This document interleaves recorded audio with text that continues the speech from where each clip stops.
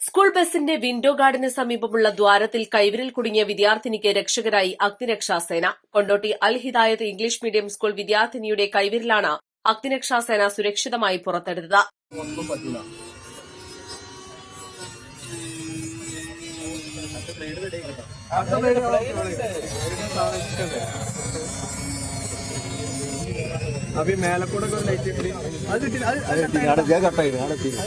ഇന്നലെ വൈകിട്ട് 4:30 കോടങ്ങാട് ഇളനീർക്കരയിലുള്ള വീടിന് സമീപം ഇറങ്ങാൻ ശ്രമിക്കുമ്പോഴാണ് 7ാം ക്ലാസ് വിദ്യാർത്ഥിനിയുടെ കൈവിരൽ ദ്വാരത്തിനുള്ളിൽ കുടുങ്ങിയത് ശ്രദ്ധയിൽപ്പെടുന്നത്.